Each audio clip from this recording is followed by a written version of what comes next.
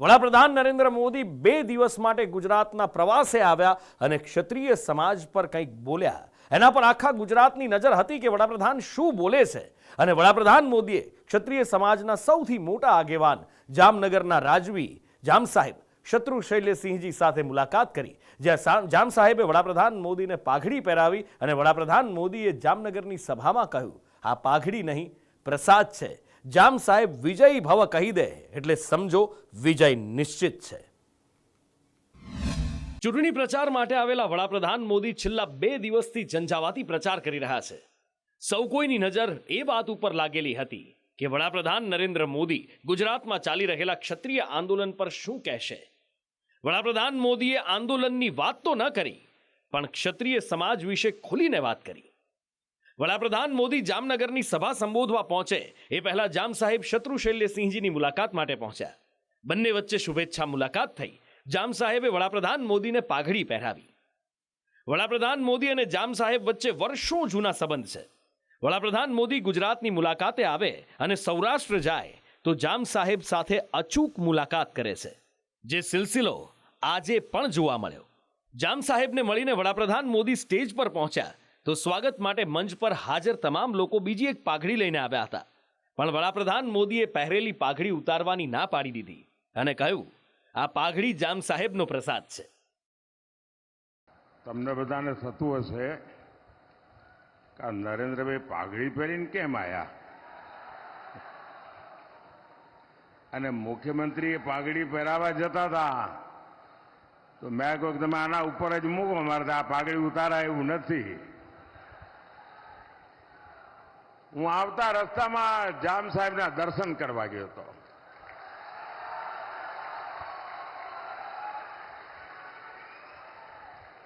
અને મારું સૌભાગ્ય છે કે મારા ઉપર એમનો ખૂબ અનન્ય પ્રેમ રહ્યો છે. સમગ્ર પરિવારનો અનન્ય પ્રેમ રહ્યો છે. અને જામ સાહેબ પાઘડી પહેરાવે પછી તો કઈ બાકી જ ના રે ભાઈ. અને એટલે મેં કહ્યું મારે માટે તો જામ સાહેબની આ પાઘડી મોટો પ્રસાદ છે. વડાપ્રધાન મોદીએ ક્ષત્રિયોના બલિદાન પરની વાત કરતા પોતાના મુખ્યમંત્રી સમયના સંસ્મરણો વાગોળ્યા અને કહ્યું કે મારા પહેલાના ગુજરાતના મુખ્યમંત્રી ક્ષત્રિય સમાજના કાર્યક્રમોમાં નહોતા આવતા. લોકોએ એવું ફેલાવ્યું હતું કે ભૂચર મોરીના કાર્યક્રમમાં મુખ્યમંત્રી જાય તો એમનું મુખ્યમંત્રી પદ જતું રહે છે. અને એના ઉપર મેં કીધું હતું કે ક્ષત્રિયોના બલિદાન સામે મારું મુખ્યમંત્રી પદ કંઈ નથી. કે મારા ક્ષત્રિય સમાજના આ બલિદાન સામે આ મારા મુખ્યમંત્રી પદની કોઈ કિંમત નથી.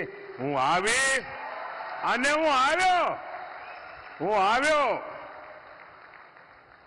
અને ખૂબ ઠાણથી એક કાર્યક્રમને મેં વધાવ્યો પણ ખરો અને એને વધાર્યો પણ ખરો. સભામાં વડાપ્રધાન મોદીએ જામ સાહેબ વિશે વાત કરતા કહ્યું કે જામ સાહેબ આશીર્વાદ આપી દે, વિજય ભવ કહી દે એટલે जीत निश्चित समझो. तो आज मैं यहां आते समय उनके आशीर्वाद लेने गया था और उन्होंने मुझे प्यार से पगड़ी पहनाई, आशीर्वाद दिए. और जब जाम साहब विजयी भव कहते हैं तो फिर वो विजय निश्चित हो जाता है. વડાપ્રધાન મોદીએ વિપક્ષ પર પણ નિશાન તાક્યું અને રાજા રજવાડાઓએ અખંડ ભારત માટે સર્વસ્વ આપી દીધાનું કહ્યું, જેને દેશ ક્યારેય ભૂલી ન શકે. પણ 70 વર્ષ સુધી સરકારે તેને નકાર્યું. વડાપ્રધાને કહ્યું કે હું એ મહાનતાને સમજું છું અને એટલે જ તેમનું મ્યુઝિયમ બનાવવા જઈ રહ્યો છું. हमारे देश के राजा महाराजाओं ने अखंड भारत बनाने के लिए अपना पीढ़ियों का राजपाट दे दिया था.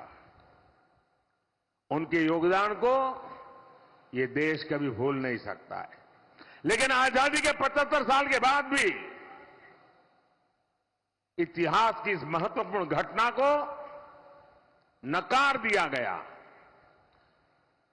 आज भी शाहजादे जो भाषा बोलते हैं वो ये देश स्वीकार नहीं कर सकता है. देश की एकता के लिए योगदान देने वाले राज परिवारों का म्यूजियम मैं बना रहा हूं. आजादी के इतने सालों के बाद ये मान सम्मान देना किसी सरकार को विचार नहीं आया, मुझे आया, क्योंकि मैं इतिहास की महानता को पूजने वाले लोगों में से हूं। ગુજરાતના પ્રવાસે આવેલા વડાપ્રધાન મોદીએ ક્ષત્રિય આંદોલન પર તો કોઈ ટિપ્પણી ન કરી, પણ ક્ષત્રિય સમાજ વિશે ખુલીને વાત કરી.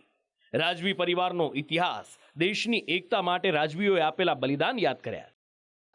अब मुझे बताइए भाई, किसी के भी मन में किसी कारण से राजी नाराजी हो सकती है, लेकिन उसके लिए कांग्रेस को वोट देने की चर्चा कोई करे तो मैं जरा पूछना चाहता हूं कि भाई किसी को भारत में सरकार बनानी है तो उस पार्टी को कम से कम 272 सीट तो जीतनी पड़ती है कि नहीं जीतनी पड़ती?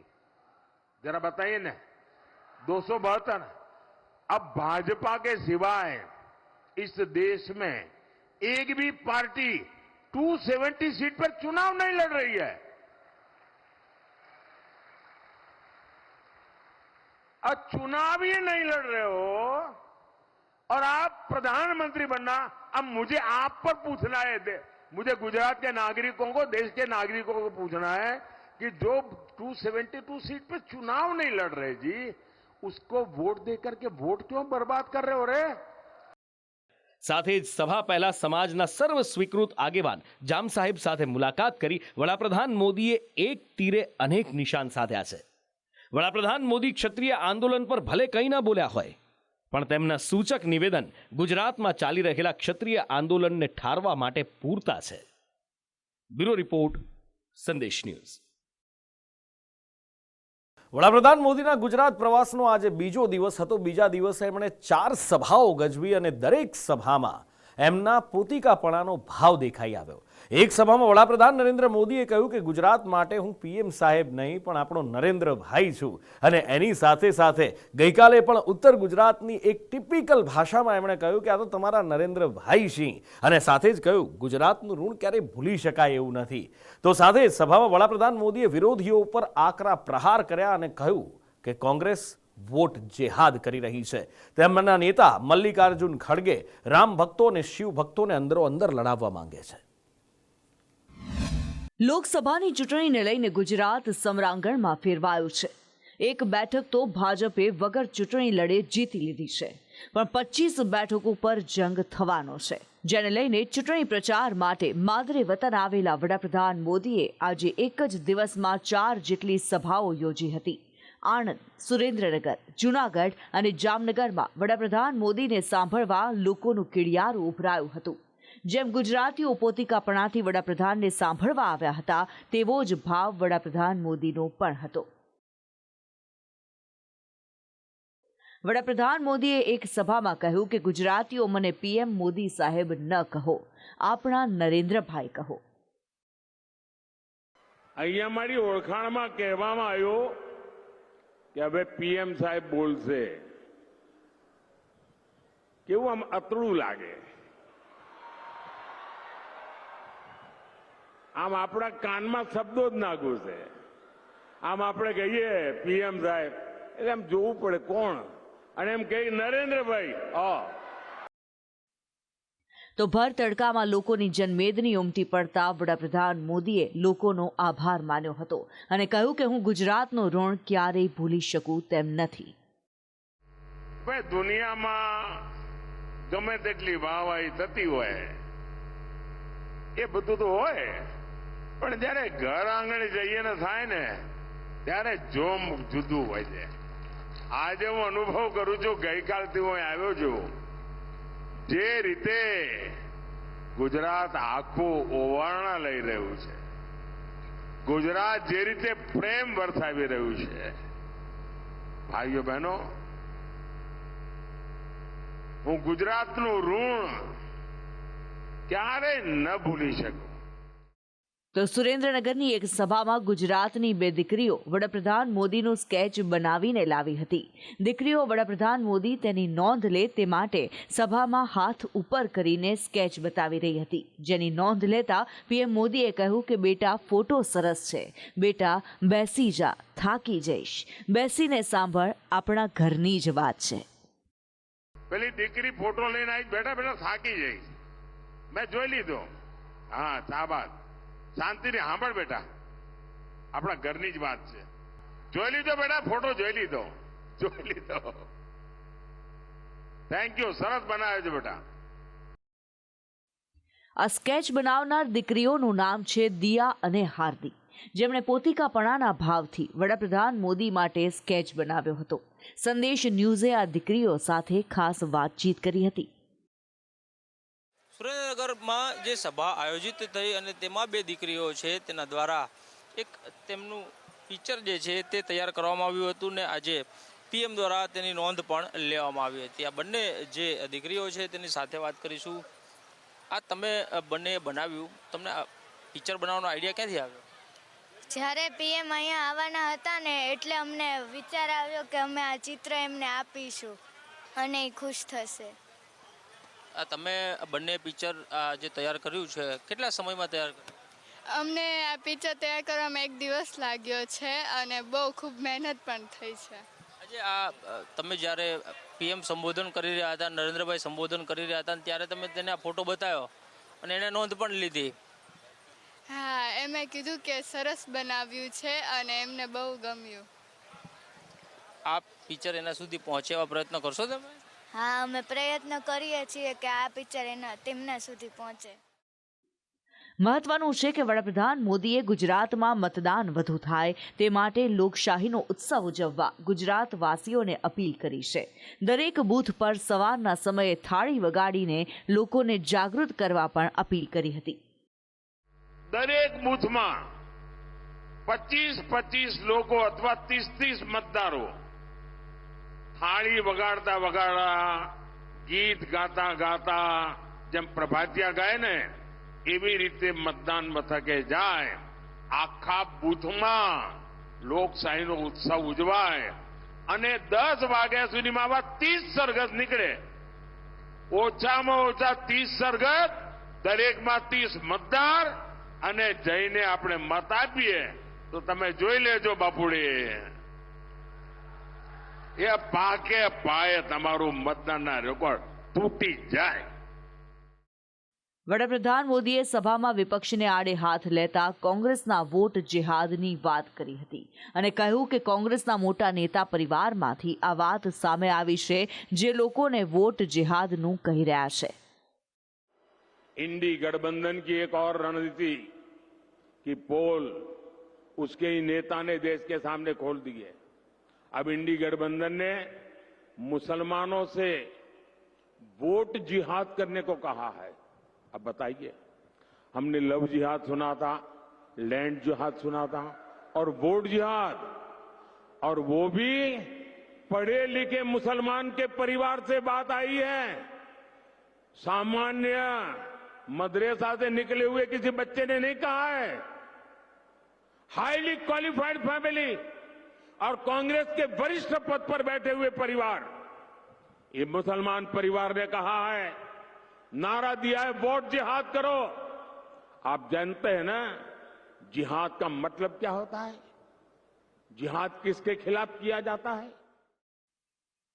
કોંગ્રેસની સાથે વડાપ્રધાન મોદીએ કોંગ્રેસના રાષ્ટ્રીય અધ્યક્ષ મલ્લિકાર્જુન ખડગે પર પણ નિશાન સાધ્યું હતું, જેમાં વડાપ્રધાન મોદીએ આરોપ લગાવ્યો કે ખડગે રામ ભક્તો અને શિવ ભક્તોને લડાવવા માંગે છે. और वे बदिरादे से दिया गया हुआ स्टेटमेंट है. हिंदू समाज को बांटने के लिए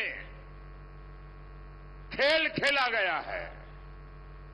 उनको राम भक्तों को और शिव भक्तों में भेद देखते हैं, भेद करते हैं और भेद करके लड़ाना चाहते हैं. हजारों साल से चली आ रही हमारी महान परंपरा, राम हो, कृष्ण हो, शिव हो, अरे मुगल भी इसे तोड़ नहीं पाए थे मल्लिकार्जुन जी. अब कांग्रेस तोड़ना चाहती है. तुष्टीकरण के लिए कांग्रेस और कितना नीचे जाएगी. और कांग्रेस के लोग सुन लें, जो राम को खत्म करने के लिए निकला था उसका क्या हुआ था। ગુજરાતમાં આ વખતે આ ચૂંટણીમાં અસ્મિતા સામે રાજહઠની જંગ જામી છે, જેમાં એક બાજુ રાજકોટના ભાજપના ઉમેદવાર પરસોત્તમ રૂપાલા છે અને બીજી બાજુ અસ્મિતા માટે લડત ચલાવનાર ક્ષત્રિય સમાજ. પણ આ ગૂંચ ઉકેલાવાના બદલે વધારે ને વધારે એમાં ગાંઠો પડી રહી છે. ક્ષત્રિયોએ રૂપાલા અને ભાજપ સામે વોટનું શસ્ત્ર ઉગામ્યું તો બીજી બાજુ રાજવી પરિવાર દ્વારા ભાજપને સમર્થન જાહેર કરાયું. ત્યારે અસ્મિતા સામે રાજહઠની જંગમાં આખરે કોનો રહેશે વટ, હવે એ જુઓ. રાજકારણની ખટપટ, અસ્મિતા સામે રાજહઠ, જંગમાં કોનો રહેશે વટ. ગુજરાતમાં લોકસભાની ચૂંટણી ક્ષત્રિય આંદોલનના કારણે વધુ રસપ્રદ બની છે, જ્યાં હવે બંડ પોકારેલા ક્ષત્રિયો શું કરે છે તેની ભારે ચર્ચા છે. પરંતુ ક્ષત્રિય સમાજની આટલી ચર્ચા કેમ, તે પહેલા સમજવું પડશે. ગુજરાતમાં ક્ષત્રિય મતદારોની સંખ્યા 75 લાખ છે, જે કેટલીક બેઠકો પર નિર્ણાયક ભૂમિકામાં છે. ખેડા, આણંદ, રાજકોટ, સુરેન્દ્રનગર, ભાવનગર, કચ્છ, વડોદરા, જામનગર અને સાબરકાંઠા આ તમામ ક્ષેત્રો પર ક્ષત્રિયોની મોટી અસર થશે. ત્યારે હવે ભાજપ ચૂંટણી સમયે ક્ષત્રિયોની નારાજગી સાખી શકે તેમ નથી. ભાજપે ક્ષત્રિયોને મનાવવાના ઘણા પ્રયત્નો કર્યા, પણ તેઓ માન્યા નથી. પણ ક્ષત્રિય સમાજમાં બે ભાગલા જરૂરથી પડી ગયા છે. એક જૂથ ભાજપને સમર્થન આપે છે અને બીજું જૂથ ભાજપના વિરોધમાં છે, જેનો રાજકીય લાભ લેવા માટે કોંગ્રેસ પણ હવા ત્યાં મારી રહી છે. વિરોધમાં જે છે તેની વાત કરીએ તો ક્ષત્રિય સમાજની 92 જેટલી સંસ્થાઓએ એકત્ર થઈ એક સમિતિ બનાવી છે, ક્ષત્રિય સંકલન સમિતિ, જે હાલ અસ્મિતા આંદોલન ચલાવી રહી છે. સંકલન સમિતિએ પહેલા ખાલી રૂપાલા વિરુદ્ધ લડત ચલાવી તો સ્થિતિ વણસી જતા હવે રૂપાલાની સાથે ભાજપ સામે પણ મોરચો ખોલ્યો છે. ગઈકાલે ક્ષત્રિય સમાજની સંકલન સમિતિ દ્વારા આણંદમાં એક અસ્મિતા સંમેલન યોજવામાં આવ્યું હતું, જેમાં ક્ષત્રિયોની જંગી હાજરી જોવા મળી હતી. બહેન દીકરીઓના અસ્મિતા માટે મળેલા આ સંમેલનમાં બહેનોની હાજરી પણ મોટી સંખ્યામાં જોવા મળી હતી, જ્યાં સમાજના આગેવાનોએ નિર્ણય કર્યો છે કે રૂપાલા મામલે ભાજપે પીછેહટ ન કરતા સમાજ જડબાતોડ જવાબ આપશે અને તે દરેક બેઠક પર ભાજપ વિરુદ્ધ મતદાન કરશે. પણ હવે અમે એ પડાવ ઉપર આવ્યા છીએ કે જેમ જળ શક્તિનું વિદ્યુત શક્તિમાં રૂપાંતર થાય, એમ સમાજની જે આક્રોશ હતો, જે લાગણી હતી કે ટિકિટ કપાયાના ન કપાયાના કારણે એ રોષ હતો, એ રોષ અમે 7મી તારીખે મતપેટી સુધી લઈ અને ભારતીય જનતા પાર્ટીને જેટલું ડેમેજ કરાય એટલું તમામ સીટોની અંદર ડેમેજ કરીશું. સંકલન સમિતિ સામે ભાજપને સમર્થન આપતું જૂથ પણ પૂરી તાકાત લગાવી રહ્યું છે.